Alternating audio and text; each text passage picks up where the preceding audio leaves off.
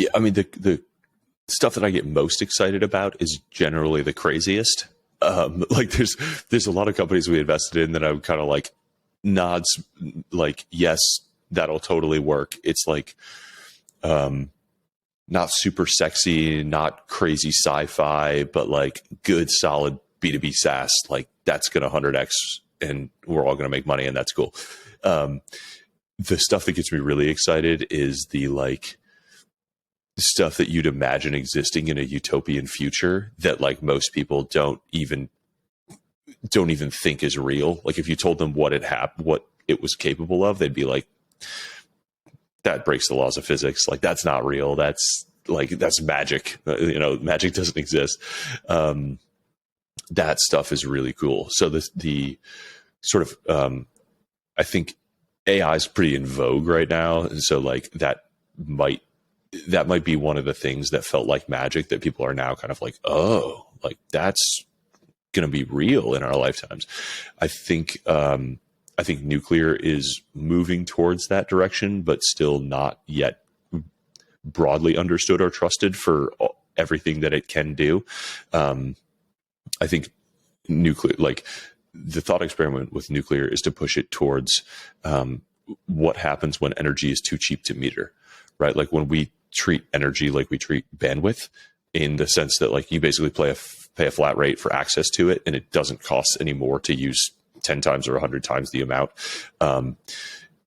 There's a bunch of political and other reasons why we might not reach that in our lifetimes, but like in base physics, I think that's a thing that is possible for humanity to achieve with nuclear. And that's just a wild, incredible, cool future. The one that I think is deeply discounted, that is not talked about very much at all, is nanotech. And I think there's like to use a very bad analogy, there's like a SpaceX of nanotech out there that has not yet been founded, or at least not yet had a light shined on it and grown. And that's something that that's the most mind blowing of all of the kind of like future tech stuff that you can imagine happening in our lifetimes. And there's an amazing book called Where's My Flying Car that I did a solo cast on my sort of recapping my notes from, and I had the author on my podcast as well. And it's just mind blowing, like where we can get. And the author makes this case that there's basically another industrial revolution in the offing that could happen in our lifetimes. That's the combination of AI, nuclear, and nanotech.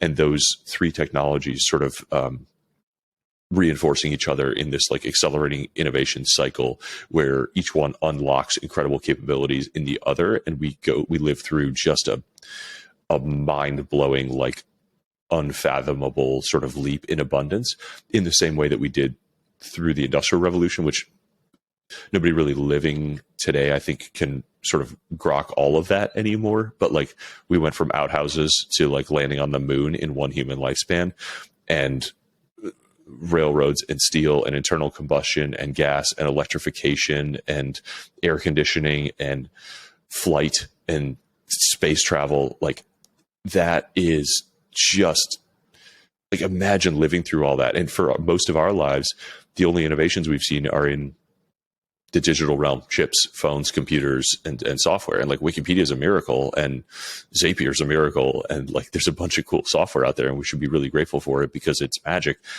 But it's not quite the same as being like, wow, I used to have a car and now have a flying car. Anything is possible, you know?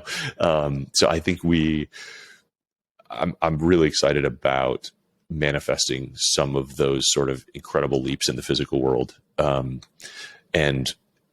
automating and what robotics will do, frankly, for like the cost of almost everything. So automating through robotics, everything from farming to production to transport. I wrote a post about self-driving trucks a few years ago that it's kind of like, we're all focused on self-driving cars because that's what we use, but self-driving trucks have the potential to like decrease the cost of anything that gets shipped, which is almost every physical thing that you use, massively. like there's just some things like that are second and third order effects of the tech that's getting worked on now that I think if people appreciated the impact that it would have on them and spent a few minutes thinking about the systems that support them and how those could be improved, that we'll have some really, really incredible sort of leaps forward. And, you know, I just wish more people in general appreciated the benefits of technology. And that's actually going to be a theme of sort of the next book that's coming out. So there'll be, hopefully that'll help in that, in that educational effort.